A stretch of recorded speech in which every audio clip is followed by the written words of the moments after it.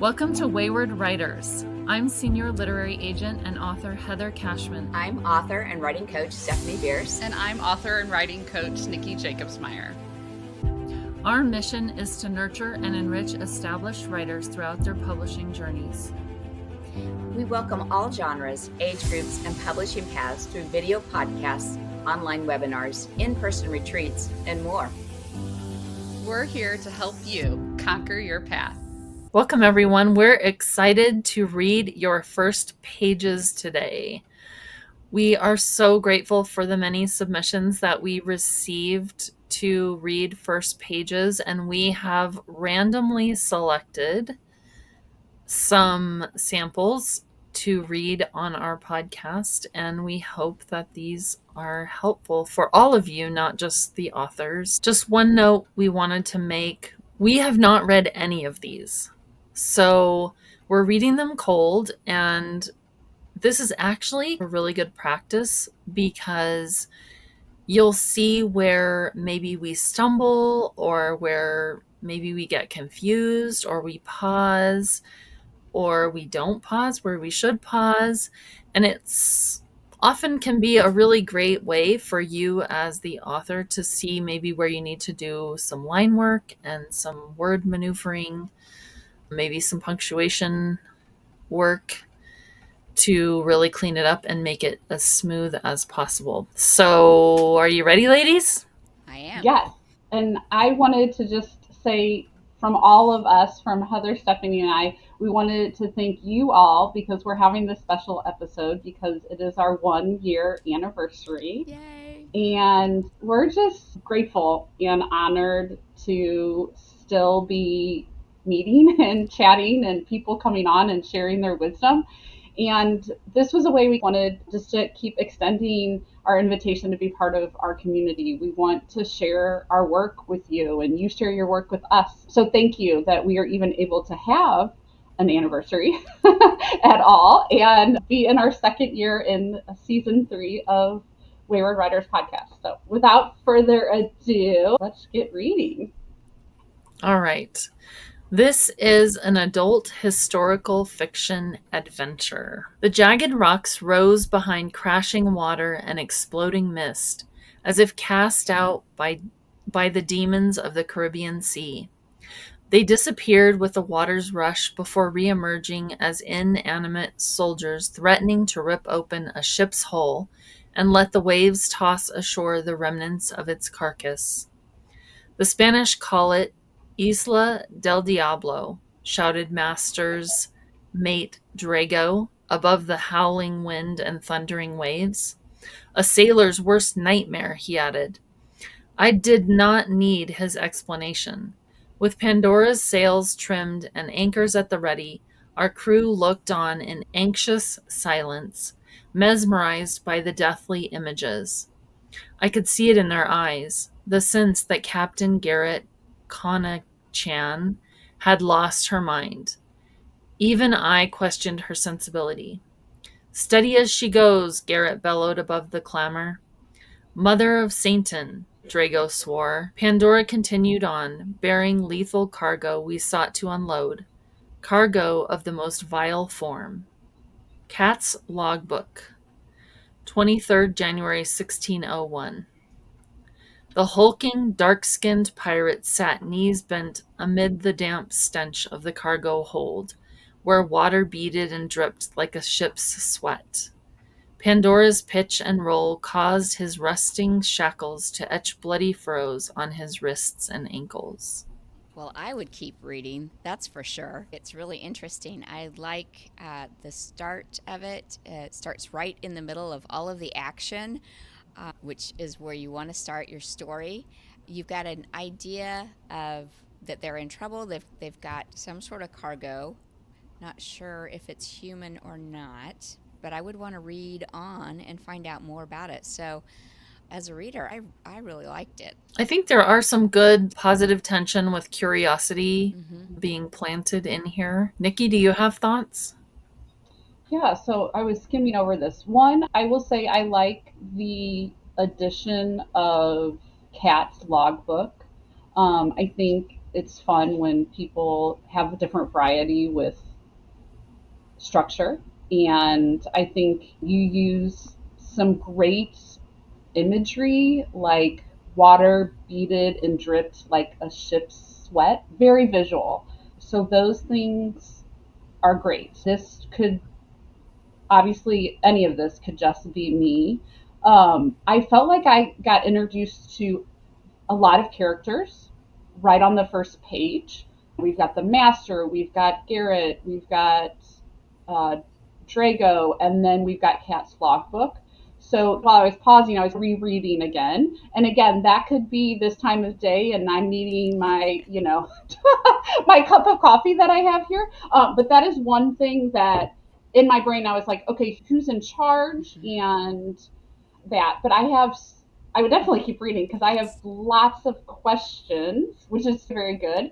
And I'm very, very curious about these demons of the sea and what this cargo is and how it's going to turn out. And I'm also curious, who is Kat and where is this logbook? Has it been found? Is it 1601? Is this a current logbook? Is this how many hundreds years old? Where we are. So I still have questions that want me to keep turning the page. And I think that's a sign of a story that's got a good start, because Absolutely. that's only 200 words. We limited it to 200 words. So I've got a story that I want to know more about. So I think it's a good start. It is a lot of people, but I'm curious to read more. So, I think an adult you can have a few people, but um I also felt like this was maybe a little too many for me. Only I think because we moved to the logbook. I think that if we hadn't moved to the logbook and I could have kept in the scene where I was getting to know more each of these characters, I might have been okay. But mhm. I also feel like I'm not really sure who I'm supposed to be connecting with. Yeah. In the beginning of this, we start out with jagged rocks rising behind this crashing water and mist, and kind of actually had a hard time visualizing this because I'm looking at jagged rocks that are rising out of the ocean. And then you have crashing water, you have exploding mist, you have as if cast out by demons, Mm-hmm. and then they disappeared with the water's rush, and then they reemerge again as inanimate soldiers. We have a lot going on in this very first chapter, and as the reader, I almost had a hard time having enough breath for the sentences. So the first paragraph kind of overwhelmed me a little bit. I do think the language here is powerful, and Mm-hmm. I think the imagery is very good. I think I might just simplify it a little bit. And I think it would become even more powerful if we had the simplicity of just a few images rather than multiple images piled on top of one another.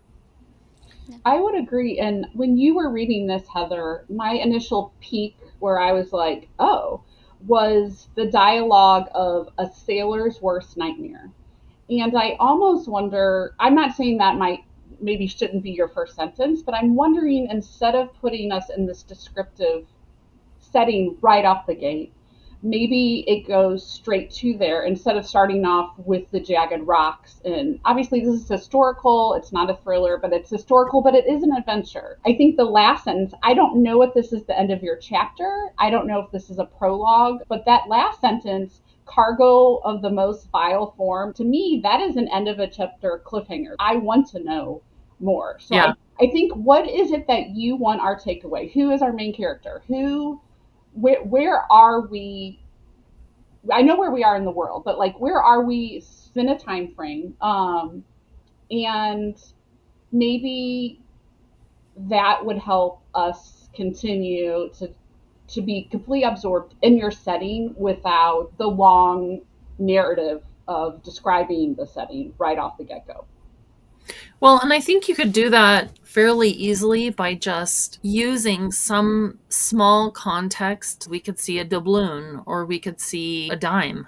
You can put things in there to give us clues about that kind of thing in a very natural and organic way. 100% agree with cargo of the most vile form. Like, I think that is really the catch line of this whole page. And I think that would definitely keep me reading because I'm interested to see what this cargo is. I'm Yes. interested to see it. Yeah. So I think we all have three thumbs up for it. Keep going. Yes. Yeah, we would keep going. Yeah. And Awesome. thank you for being so brave in sharing your work, writer out there. Yes. Absolutely. It's not easy, and we're excited to see this one on the shelf. So, Keep going and keep us posted as to what happens to it too. absolutely. All right. The next one we have is young adult fantasy. Prince Alex was not at his fiancee's side when she died of consumption, but the papers wrote about it that way.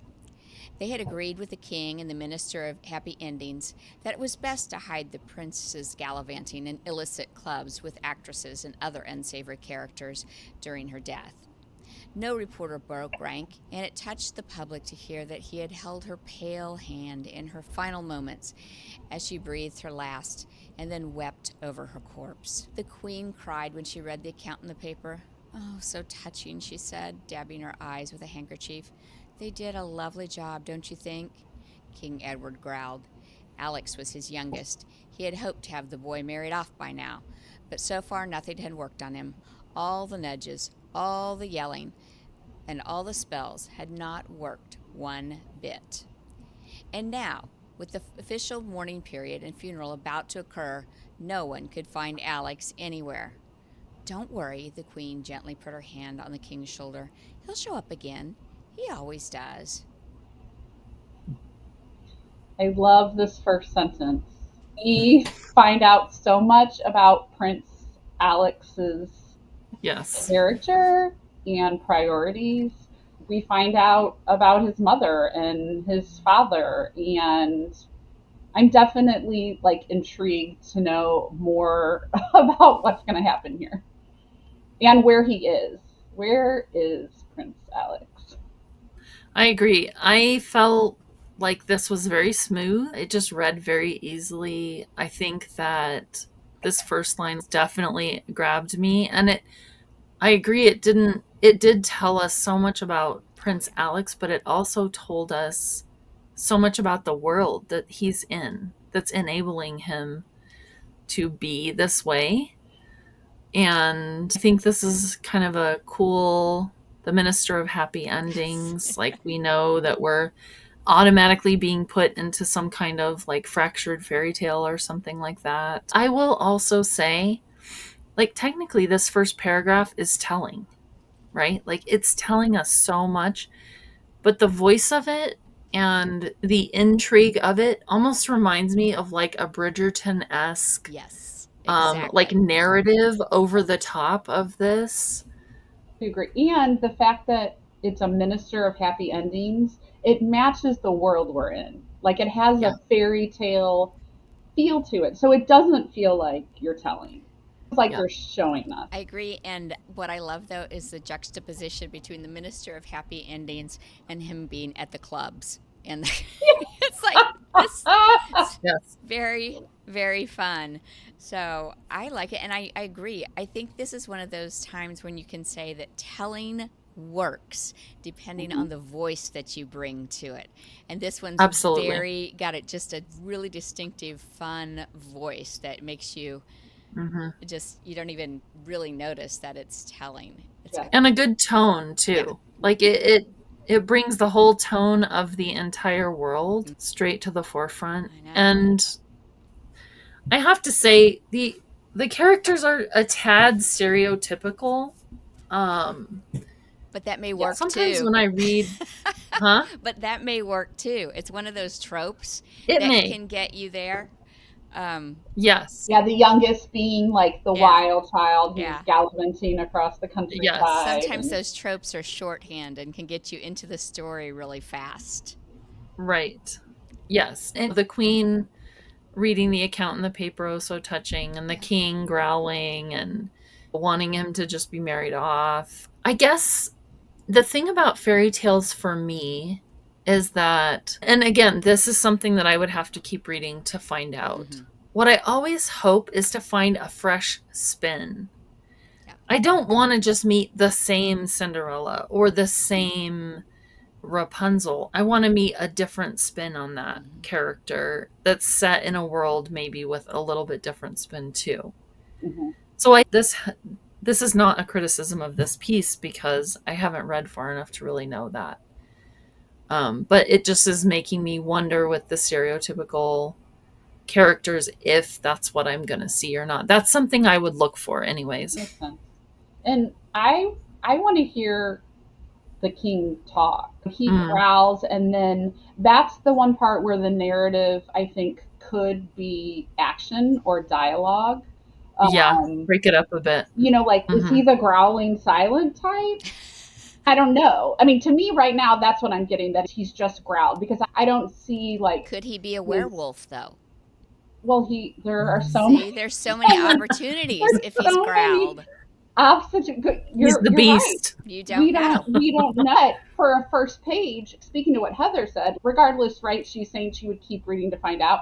But if on the first page we knew that the king was a werewolf, that's fresher. Yes. Don't wait too long, right? Because some people will just read the first page. And so, not that you want to unload everything, right? But like, that's something, I would like to know a little bit more about the king, and maybe a hint, after you said that, Heather, a hint of what's different about this fairy tale than every other one that's on the shelf. Like, even that is what I was getting to. Yeah, just the taste. We don't have to know all of it. You want us to keep reading, but just a something that... And for instance, King Edward growled, and then you could have dialogue. Right. Do we have to know right now that Alex was his youngest kid? And he doesn't ever technically answer the question that the queen poses. So you're saying something there about the king, that he's ignoring the queen. He's not answering her. That may be what you want to be doing. But I do think that because there is this telling in the first paragraph that's quite a bit, the less you can tell for at least a while, the better. And this paragraph about the king is very telling. And also, I would love to see them looking for Alex, or see somebody come in and be like, we can't find him. To me, that would increase the tension even more. And then see the reactions of the queen, see the reactions of the king when he can't be found. I guess what I'm missing here is stakes. So what that he can't be found? Like, what's going to happen if they don't find him? To me, everyone's covering up for him anyway, so who cares? So I think we need a little bit more tension and a little bit more stakes to really pull us through. But I do love the voice. So I think if the tension and stakes were even a little bit further down, I'd keep going. I don't know. It's pretty like good. First chapter. I'm impressed with how talented our listening audience is. You guys are Me good. Too. Me too. We have a great talent in our audience. Yes. Awesome. For sure. And again, thank you so much for sharing. This is super fun. And it is fun. I would definitely keep reading. Okay, Nikki, you going to read the next one for us? Yes. Okay, so our next random pick we have is a middle grade magical realism and humor. Do you know what I wish for? I asked, shifting my backpack to the other shoulder. Besides a 6th grade math book that doesn't weigh a ton, I grumbled. Abby grinned and recited, "If wishes were horses, then beggars would ride." She said that every time I wished for something. I don't know what it means. Every time she says it, I wish I had a horse. But with 3 cats adopted from the local animal shelter, more pets isn't on my wish list. "Let's see Prunella," said Abby, tilting her head to look over at me. "Last week you wished your mom would lose all her meatless meatloaf recipes. Before that, you wished all your cats were toilet trained. Today," She poked me in the arm. A personal limo? Concert tickets and a backstage pass? Abby shook her head. I couldn't begin to guess what you'd wish for. Obviously, an explanation was in order. Those weren't silly wishes, they were serious. Well, at least some of them were. Abby didn't look convinced. The lost recipes was a wasted wish, I admit. Mom would make tofu loaf or creamed corn loaf, I said and shuddered. Food was not meant to be prepared in a loaf. And if you had daily litter box duty for 3 cats, you'd see the potential in that wish. I stopped walking and nodded my head towards her. Today I have a great wish. Abby's right eyebrow arched up. She could say a lot with that eyebrow. I ignored it and closed my eyes. Today I wish I knew what made a person special. Everyone seems to fit in somewhere. Everyone but me. I like that universal ending. We all have been there, right? And one thing I think that's done really well is like this playful introduction that turns serious and really grabs us at the end. I think that was done really well. Anyone else? I love the humor. I think the humor and the banter between the two friends seems pretty natural, ribbing each other, knowing each other so well that you know what their wishes are, Mm-hmm. and you get a lot of information about your main character, Prunella, from just her wishes and the things she's dealing with. I like the ending. That I do think that I agree with you, Heather. That kind of that grabs at you because it's like, oh, what's going on that she's feeling Mm-hmm. this way? So I am curious about it because that's a pretty poignant wish there. Absolutely. I would totally agree with the humor. It felt like the humor was kind of like Seinfeldy, like talking about food shouldn't be in a loaf. These are certain things I've heard from my kids, Oh, like yeah. it shouldn't be in a loaf, and anything that comes from a crock pot's gross. I feel like you nailed the age group and Yeah. that they're talking about these things. Yeah. Absolutely. So that voice, I think, is totally there. I have a couple questions. For instance, I love the first sentence, by the way. I like that question. I don't know, at least I don't think many kids, even in middle school, are carrying actual books anymore. I remember when we did. Is that a big deal? No. But like in my head, all of a sudden, like I felt this was somewhat historical because everyone's running around with tablets Yeah. now. And like I said, it's not necessarily a big deal, but it's in that first sentence. So that's something that I thought about. And for a little bit, I felt like although you had great humor and very unique wishes and things like that, sometimes it felt like back and forth, like a talking head, and then Abby made a gesture, and then there was dialogue, and then a gesture. So maybe mix it up, right? Like, where are they? Are they at school? Are they at home? And maybe put in some narrative while it's going that can show us who Mm-hmm. Abby and Prunella are. That doesn't have to be in dialogue. One thing that I noticed is the dialogue tags. I felt like there were quite a few, and normally we don't see them, but I did start noticing them. So I think that's something that you could maybe change some dialogue tags for some action tags and infuse some world building in there where the characters are actually interacting with the world that they're in to bring to life the setting. Because right now, I feel like we're kind of in a vacuum. There's just people talking, and I don't have any feel for where we are or where we're going or things like that. I think that would maybe help break this up a little bit. Heather, I totally agree. And I think that I like the banter and everything, but I think the banter comes across in just like a couple of lines back and forth. So I think even with this 200 words, I think the author, he or she, has has an opportunity to do a little bit of world building in there so that we know whether it's historical. We're getting a hint that it's probably going to be magical realism because there's some wishing going on. And so just a few words of description scattered in there, I think would help a little bit. But again, This is fun.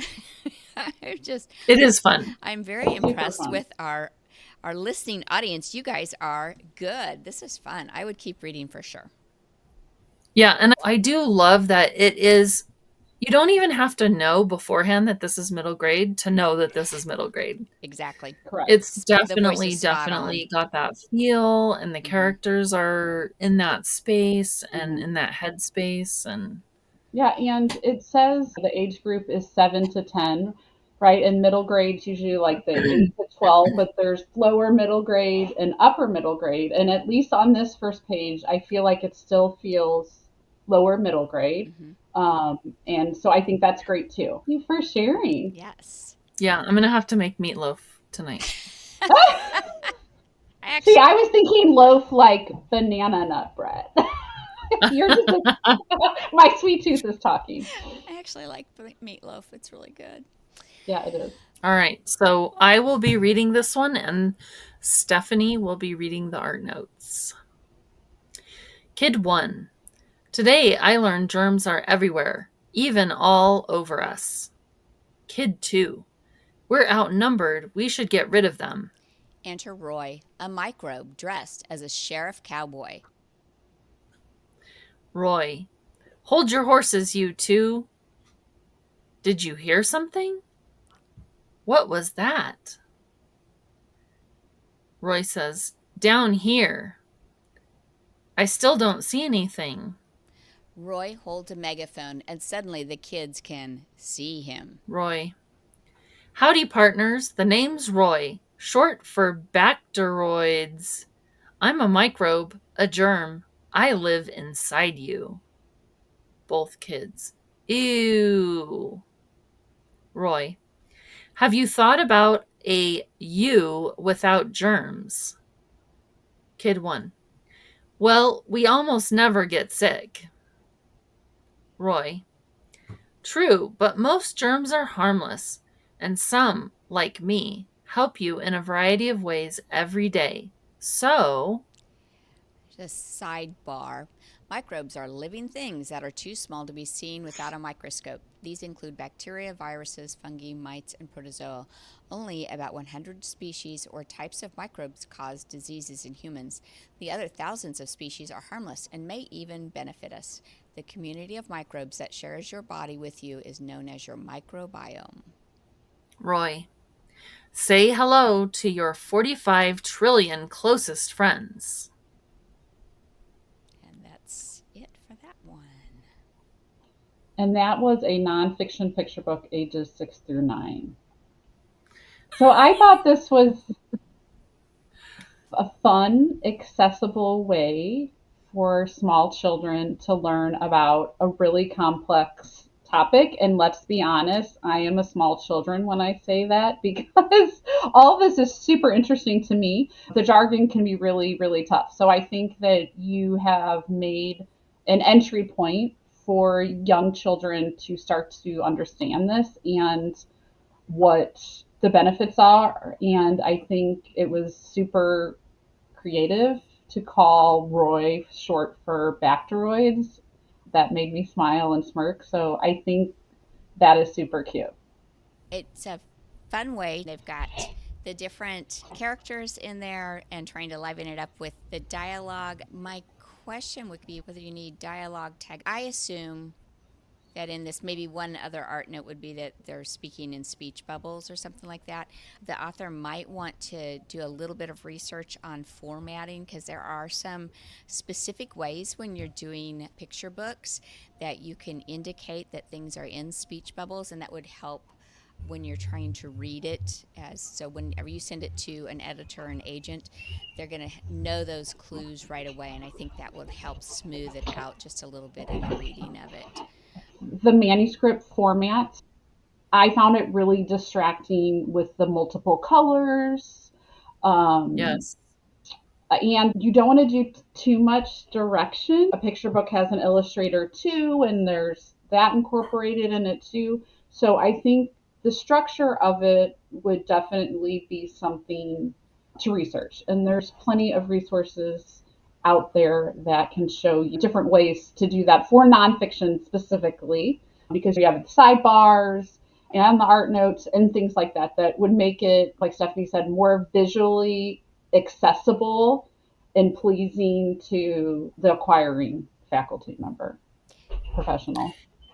One positive thing I thought was that this really did keep the topic simple enough for a young reader.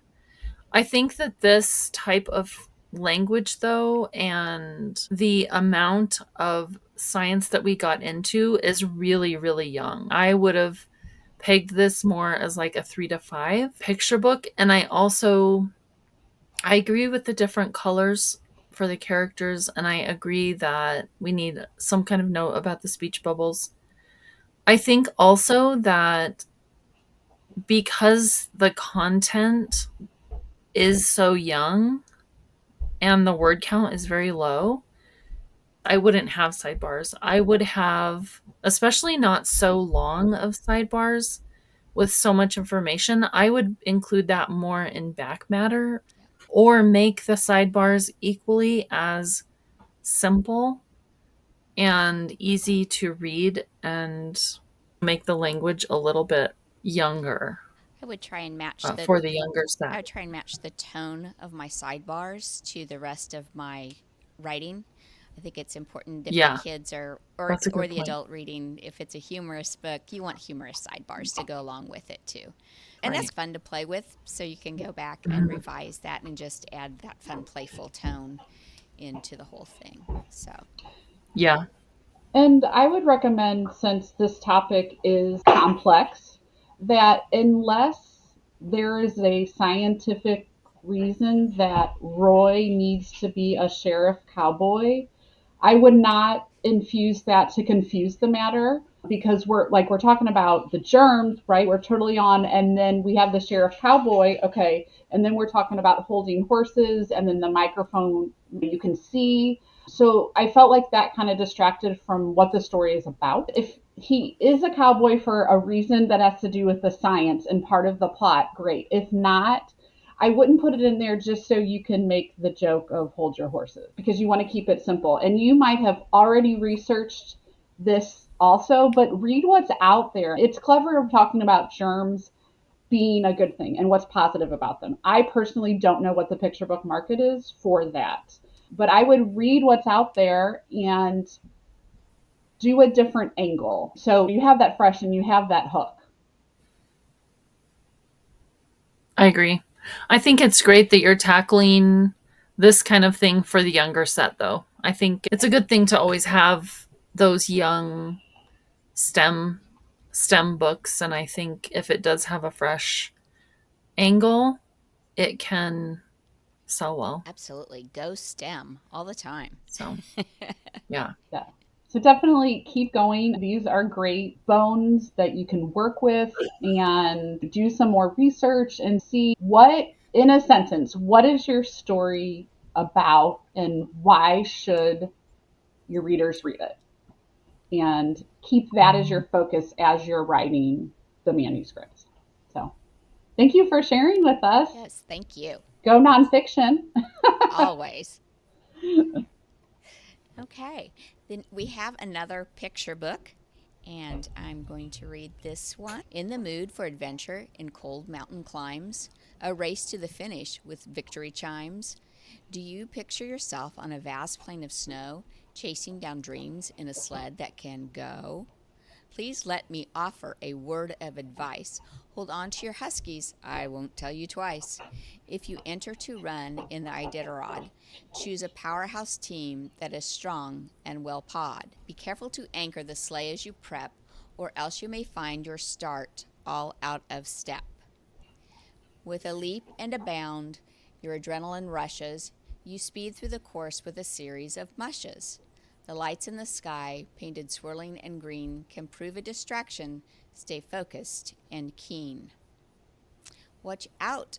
Up ahead, the spot known as Moose Alley is a dangerous place where they charge through the valley. Whirling and swirling, the snow blurs the trail. Are you tempted to quit, to give up and turn tail? Follow the lead of your bushy best friends. Seek this trek through. Find out how it ends. Wow. For the most part, this has got pretty good meter and rhyme. Yeah. When I saw Iditarod, I was like, oh, that's never going to work. I know. And the author made it But it work. sounded pretty good. Yeah. Sounded pretty good. I think this is fun. We have an Iditarod fan among Yes, we us. do. We might have an So, Iditarod author among us. We do. yes, we do. So, yeah, I think this is good. I like how it interacts in the beginning with the reader by asking, do you picture yourself here? I think it helps us have our own imagination be active while we're reading this. And I think it's cute. Hold on to your huskies. I won't tell you twice. I think that could be a refrain that we even heard over and over throughout the story, maybe 3 or 4 times. You can tell that the author has done some research, like Moose Alley Mhm. and things like that. I love the Iditarod. I have a book about the Iditarod, so yay, super fun topic. I will say I'm hoping, I know we just have a first pages, there is a lot of back matter opportunity for this, whether it's fiction or nonfiction. People are going to want to know, well, what's Moose Alley? Where is it? What does it look like? Or things like that. Heather mentioned the do you picture yourself on a vast plain of snow chasing down dreams in a sled that can go?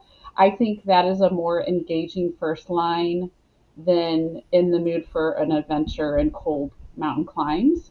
It's not that you can't do it, but you got to be careful about second person with the you with a picture book. They are at an age where they are trying to figure out that they are a person at all.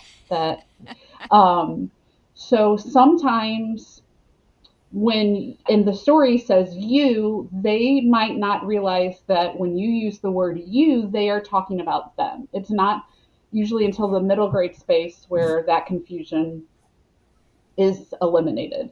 So that was one thing. I love that you're engaging the reader, and I think you can still do that with using the third person. The other thing is by the title, and we're not doing titles just for anonymous stuff, but by the title, I'm expecting it to all be about the dogs. It was lovely, but for me, the story was about the Iditarod and the experience, not the dogs. So I guess the question for me is, what do you want your story to be about?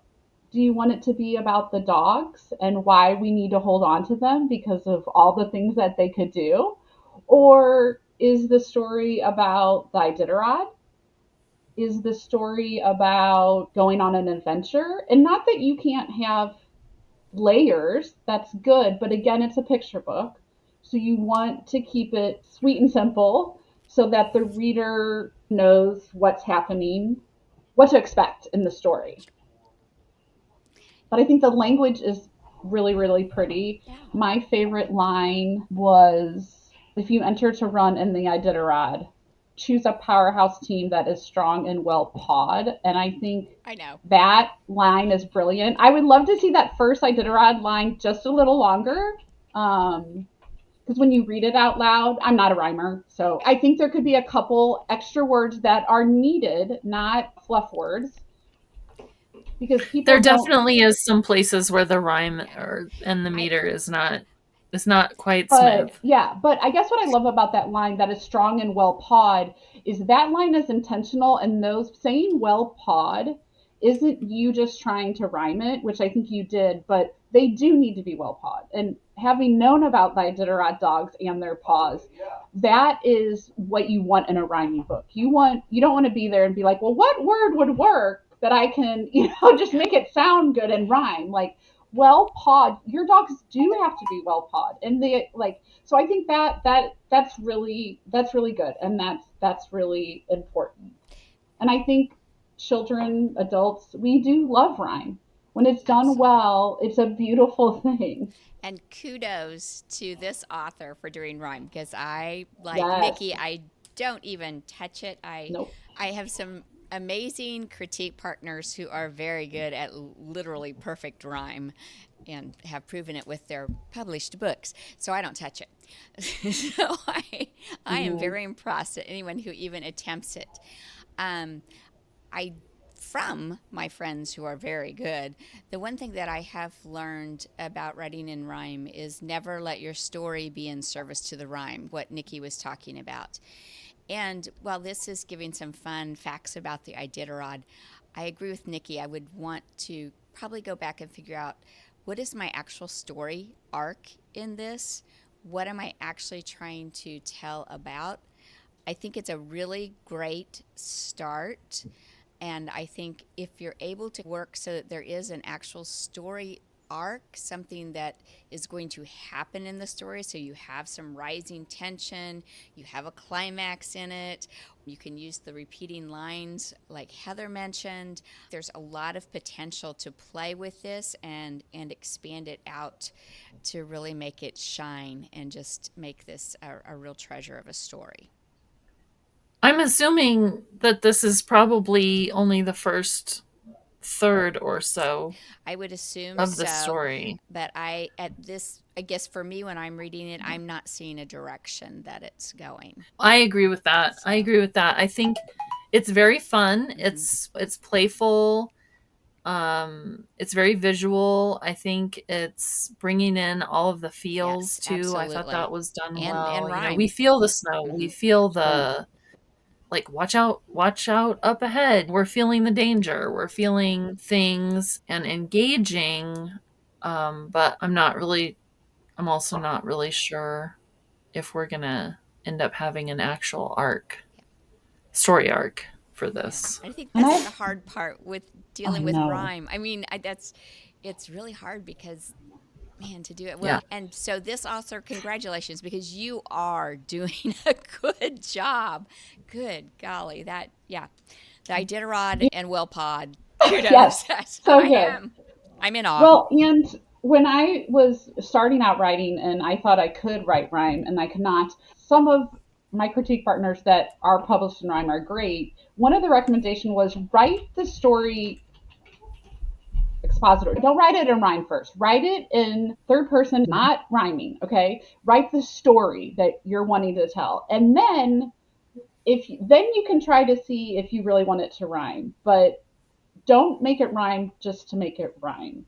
Like it can still feel Oh lyrical and yes. whimsical and beautiful without the rhyme. Yeah. And I want to say one thing because we had talked about we don't know if this is the end of the book from what was submitted.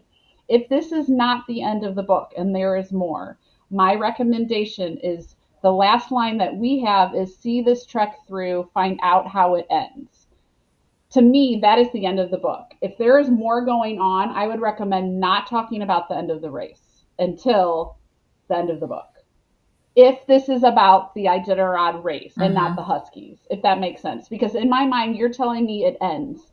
And so if I'm flipping the page, you would have to be really specific about that transition to put me at the end of the race and then start me somewhere in the beginning or during the race. I think But I yay, Iditarod. And the Iditarod this year, when it goes on in March, is having its 100th anniversary from the original serum race in Nome, Alaska. So yay, yay. Great idea, great language, and yeah. we're excited to see what you do with it. Yeah, please keep going with it because I'm just like I said, I'm impressed with the rhyme.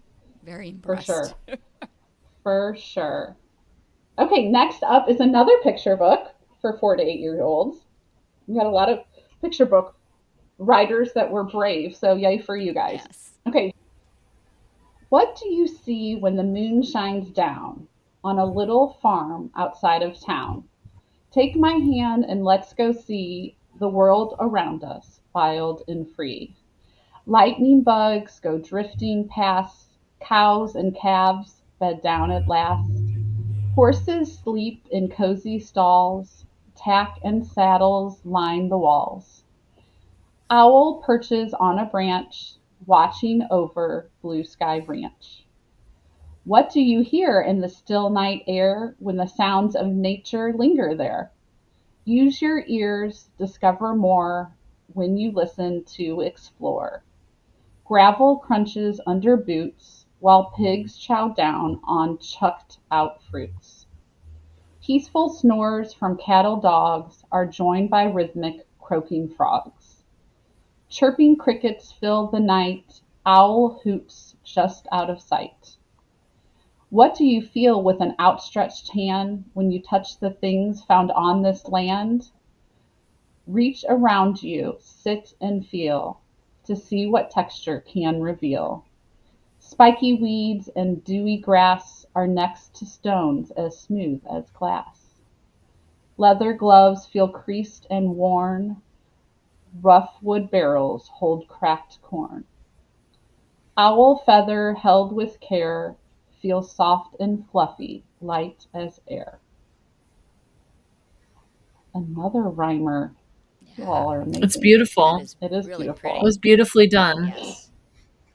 It's very much a slice of life, a moment in time, capturing that feeling, that being there in that place. I could definitely feel it, and I think the rhyming is beautifully It done. is. I think it knows what it wants to be, and it's being that. This one has not just the rhyme, but it has the beautiful lyrical language that goes along with it. That takes it from being rhyme into being poetry. Owl perches on Yeah. a branch, watching over blue sky ranch. It's really lovely. My Yeah, only it's thing is beautiful. the only place that stopped me is when the pigs chow down on chucked out fruits. Guys, the pigs are asleep too. So this talking Yes, farm our girl. farm Sorry, girl here. farm girl's Yep. like they're asleep, but that's the only one. That's the only thing that stopped me. It was It's a really little bit lovely. different tone as well. Yeah, just that Yes. line. That sound Yeah, the of the chucked out chuff, fruits. chuff. Yeah. Yes. But everything else has the very lyrical, sleepy, I can read this before bed and I'm in that moment. And wow, okay, I just really like it. I think it's really good. So, what about you, Yeah, Nikki? What do you it's think? beautiful. My favorite, so what the reader or what the listener can't see is that the main questions, The part where it transitions from seeing to feeling to hearing to yes, using the sentence, they are bolded for us, and correct. And that they, is yeah, good. are the cornerstone. Yeah. Sorry, that's the word I was looking. Words are hard, people. Okay, it's the cornerstone of the story. One I want to say, because as I was reading this, I know the author of the last story that also used second person is like, why is that not working maybe for my story? And this one is. Here, for me, the difference is this is talking about the world and nature. And even though we don't know what the title is because it wasn't given, the you is like all the people. And the previous one, the you, what we're talking about are the dogs and Iditarod. So the focus is more narrow, which for me makes the second person in a picture book harder. I don't know if anyone else agrees with it. This one feels different with the you because it's a more universal topic. But I love my favorite stanza is the texture one. And I guess the only other thing that I know this author can do because they write beautifully, the first stanza, when it talks about the scene, okay, since this is a picture book, the rule is your text should never state something that the visual illustration will show. And for me, that first scene, lightning bugs go drifting past, the cows are bedding down, the horses are in the stalls, the saddles are lined on the wall. Your illustrator is going to show all of that. Okay. I know that this is a scene thing, right? But I think that beautiful imagery you use with the other senses, you can infuse this with the scene. So when those lightning bugs drift by, what is it that you're seeing in those lightning bugs, right? Like it's the bright light or it twinkles or something a little bit deeper than just like they're bedding down. Because if you have they're bedding down, the illustrator is going to maybe show them bedding down or maybe they're doing something else. So I think there's an opportunity there to, especially with it being the first stanza, to make it like just as lyrical as the touch one with words that aren't tangible. They're a feeling or an experience. There's always opportunity to add into the text what you can't see in the pictures. The smells, the emotions. The thing with this one is that it is about the senses, right? This is a book that is made to introduce senses in a organic way, and I think it's beautifully done. I do agree that there is potential. This is a huge challenge to the author because it's something that is already very elevated, in my opinion. But I think that there is opportunity to see more than we would see on the page. One thing that I found interesting is that the world around us is wild and free, and yet we're seeing animals that are not wild and free. We see And some. that kind of made just a little bit of Yeah. my brain kind of go, Yeah. um, Yeah, it's kind of a mix because you have both the owls and the lightning bugs, but then you have the dogs and you have crickets, and so there are both. well, and the cows are in the stall Right. and the horses are in the Yeah. horses, whatever. Yeah. But I Um, do love it, and one of my favorite ones is the Beautiful. horses sleep in Yeah. cozy stalls, tack and saddles line the walls. So I just really okay. So I like this Stephanie, one. I'm the sorry. little horse rider. Yep. Yep. I really Yeah, like no, that. it was beautifully done. I'd love to see the rest of the Yeah. senses. Yeah, so pretty. So, Awesome. all right. Again, yay, yay, yay, writers! You're Yes. amazing. Yay, for sure. We are incredibly impressed Yes. with your talent, Yes. and And thank you for being brave and sharing because it's really hard to do. But I know I learn something every time I read somebody else's manuscript, and I learn something when somebody else is critiquing it that I can apply to my own work. So thank you for sharing, and thank you for helping yes. us to learn too. And happy anniversary, Wayward Writers. Thank you. That's all of you in our community. We're so grateful for you. And thanks for joining us on this special anniversary episode. Thank you for joining us on this episode of Wayward Writers. Let's connect. Find us at waywardwriters.com, X, Instagram, YouTube, and Facebook. See you next time. Conquer your path.